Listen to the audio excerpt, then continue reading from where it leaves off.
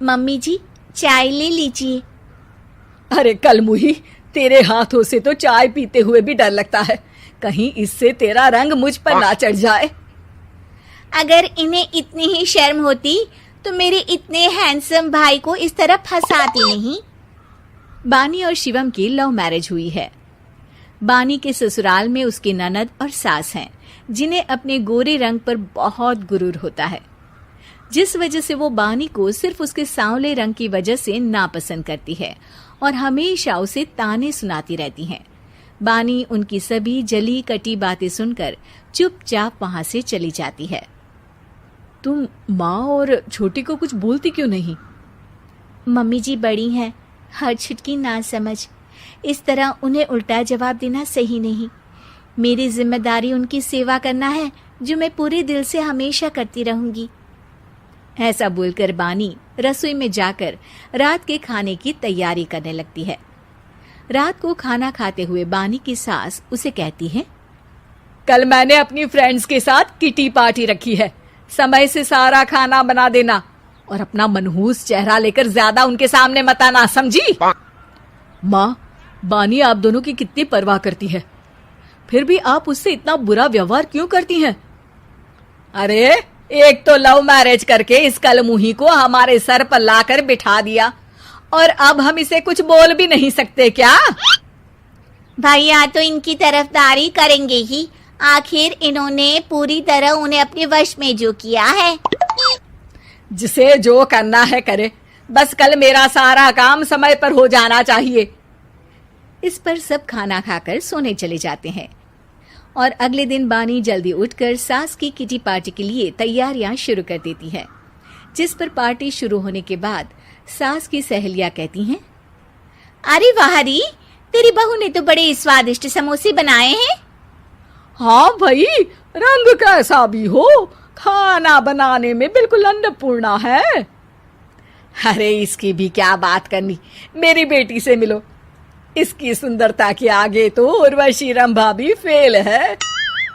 उर्वशी रंभा को तो फेल कर देगी, पर क्या अन्नपूर्णा बन पाएगी?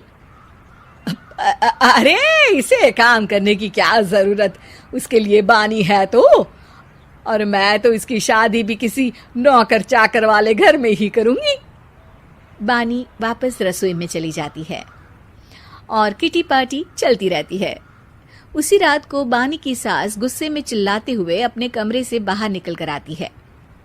हाय रे, चोरी हो गई, मेरे पैसे, पक्का पक्का इस कलमुही की वजह से हुआ है ये सब। अरे क्या हुआ माँ, कौन सा आसमान टूट गया? अरे आसमान तो उसी दिन टूट गया था जब तू इस कलमुही से शादी करके इसे घर में ले आया था। खुद तो आई ही, अपने साथ साथ मनहूसियत का काला साया भी मेरे घर ले आई। अरे हुआ क्या माँ? अरे मेरी तिजोरी में रखे पैसे कहीं गायब हो गए, सुबह ही देखा, अरे यहीं रखे थे। क्या आप मुझ पर चोरी का इल्जाम लगा रही हैं? अरे काली बिल्ली पर भी क्या कोई मनहूसियत का इल्जाम लगाता है? ऐसा बोलकर बानी की सास वहां से चली जाती है, जिसके बाद शिवम और बानी बात करने लगते हैं। देखो, मम्मी की बात का बुरा मत मानना, वो बस परेशान है ना, इसलिए कुछ भी बोल गई। वो परेशान नहीं, मुझसे नफरत की वजह से ऐसा बोलकर गई हैं। उन्हें मैं हमेशा एक आंख नहीं सुहाती। देखो बानी, अगर तुम चाहो तो हम दूसरा घर लेकर वहां शिफ्ट कर सकते हैं। आखिर तुमसे प्यार करके तुम्हें अपनी जिम्मेदारी पर इस घर में लेकर आया हूं, इस तरह टॉर्चर नहीं होने दे सकता। अगर आप साथ हैं तो मुझे किसी चीज की टेंशन नहीं, और आखिर वो हमारी बुजुर्ग हैं, हम उन्हें और छुटकी को इस तरह अकेले छोड़कर कैसे जा सकते हैं? इसके बाद बानी भी अपने कमरे में चली जाती है और अब हर रोज उसकी सास की तिजोरी से पैसे गायब होने लगते हैं। इसी तरह कुछ समय बीत जाता है और वो हर बार हर चीज का इल्जाम बानी पर लगाती है, पर बानी कभी कुछ भी नहीं बोलती। कलमुही नास पीटी, बहू को घर की लक्ष्मी बोलते हैं, ये तो पनौती बनकर आई है, पनौती। एक रात बानी की सास को आधी रात में प्यास लगती है, तो वो पानी पीने रसोई की तरफ जाती है। तभी उसे अपनी बेटी के कमरे में कुछ आवाज सुनाई देती है। हाँ हाँ, मैंने मम्मी की तिजोरी से हर रोज थोड़े थोड़े पैसे निकाल कर हम दोनों के लायक खूब पैसे इकट्ठे कर लिए हैं। और मम्मी आज तक उस सब के लिए भाभी को ही जिम्मेदार समझती है। तुम बस जल्दी से आकर मुझे यहाँ से ले जाओ और हम कहीं दूर जाकर शादी कर लेंगे। मम्मी को कुछ पता नहीं चलेगा। सब मुसीबत खत्म। अपनी बेटी की ये सारी बातें सुनकर बानी की सास भौचक्की रह जाती है और अपने कमरे में वापस चली जाती है।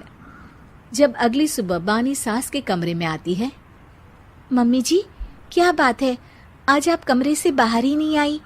आपकी तबीयत तो ठीक है ना? क्या छुटकी कमरे से बाहर आई या तुम उसके कमरे में गई? नहीं नहीं, क्यों, जाना है क्या? मैं अभी चली जाती हूँ। नहीं, कोई कहीं नहीं जाएगा।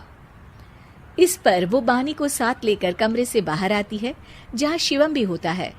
वहां उसकी सास बोलती है, छुटकी मेरी तिजोरी के सारे पैसे लेकर अपनी माँ के बारे में कोई ख्याल करे बिना किसी लड़के के साथ घर छोड़कर चली गई। और बहू, तुमने मुझ जैसी सास की सेवा करने के लिए अपने ही पति के साथ दूसरे घर जाने से मना कर दिया। मैंने हमेशा तुम्हारा रंग देखा, अच्छा ही नहीं, जो मेरी सबसे बड़ी गलती है। मुझे माफ कर दे बेटा। और इसके बाद बानी की सास कभी अपनी बहू की तारीफ करते थकी नहीं।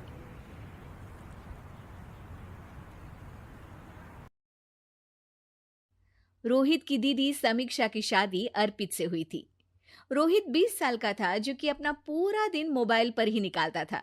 कभी पबजी खेलता तो कभी यूट्यूब चलाता।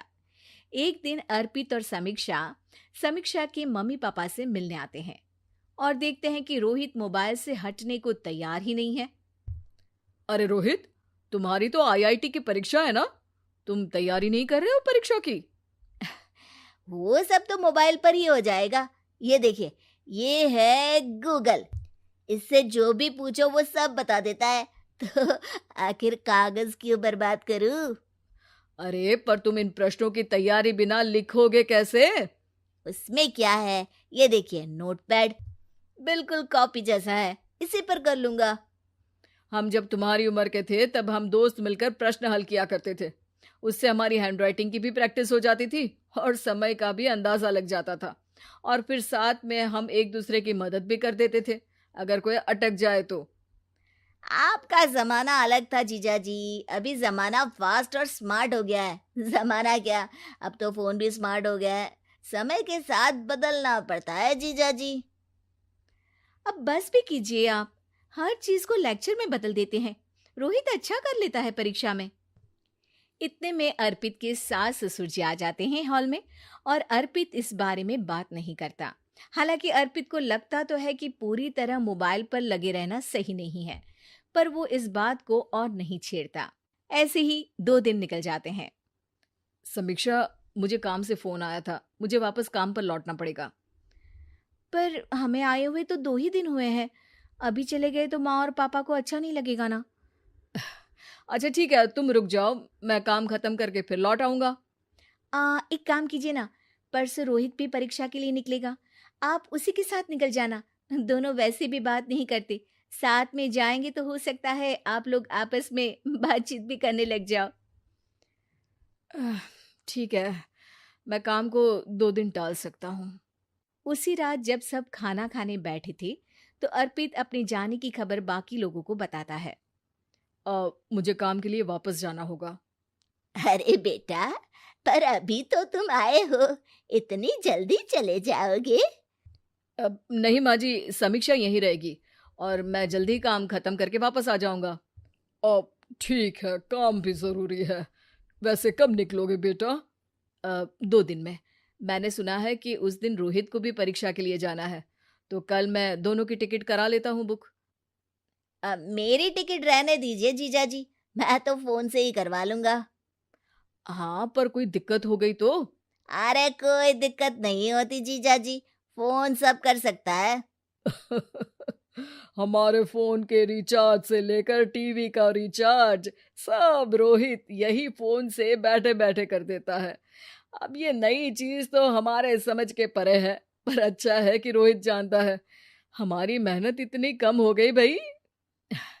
हाँ, पर अगर टिकट नहीं मिली तो? अर्पित की बात पूरी होने से पहले ही बिजली चली जाती है। अरे ये क्या हो गया? आपने बिजली का बिल भर तो दिया था ना? अरे नहीं, मैं तो भूल गया था। अरे टेंशन मत लो माँ। देखा जीजाजी, आप बिजली का बिल भी भर सकते हो, समय बदल गया है। एक बार फिर अर्पित इस बात पर बहस नहीं करता। अगले दिन जाकर अपनी टिकट करवाता है और पैकिंग कर रहा होता है जब शाम को अचानक से रोहित के चिल्लाने की आवाज आती है। नहीं, प्लीज प्लीज हो जा, ऐसा मत कर यार, प्लीज हो जा। अरे क्या हो गया रोहित? दीदी, सर्वर हैंग हो गया, मेरी टिकट नहीं हो पाई दीदी। क्या मतलब टिकट नहीं हो पाई? इतने में वहां रोहित की मम्मी और पापा भी आ जाते हैं। अरे क्या हो गया? माँ, मेरा टिकट नहीं हो पाया, सर्वर डाउन हो गया। अरे पर तूने तो बोला था कि हो जाएगा। हो जाता है, पर अब क्या करूं, ये क्या हो गया? अब कल की तो कोई बस भी नहीं है, ना ही अब टिकट मिलेगी ट्रेन की कल के लिए। मुझे तो कोई रास्ता नहीं दिख रहा। अब फिर लगता है मेरा ये साल बर्बाद हो जाएगा। घर पर एकदम से दुख का माहौल छा जाता है और सब रोहित को डांटते हैं, पर इतने में अर्पित वहां आ जाता है। आप सब रोहित को क्यों डांट रहे हैं? आपने ही तो उसे बढ़ावा दिया था ना। लेकिन इसकी लापरवाही के कारण इसकी परीक्षा छूट जाएगी। इसने तो हमसे कहा था कि टिकट हो जाएंगे। हे भगवान, अब क्या होगा? चिंता करने की कोई बात नहीं है, मैंने एक एक्स्ट्रा टिकट करवा ली थी। मैं समझता हूं कि मोबाइल हमारा ही काम आसान करने के लिए है, पर उस पर ही पूरी तरह से निर्भर होना तो गलत बात है ना। रोहित टिकट को देखकर बहुत खुश हो जाता है और जोर से जाकर अपने जीजाजी के गले लग जाता है। सॉरी जीजाजी, मुझे आपकी बात ध्यान से सुननी चाहिए थी, पर थैंक यू सो मच। हाँ बेटा, तुमने तो इसका भविष्य बचा लिया। शिक्षा, दूसरों से मदद मांगना गलत नहीं, पर दूसरों पर निर्भर हो जाना गलत है।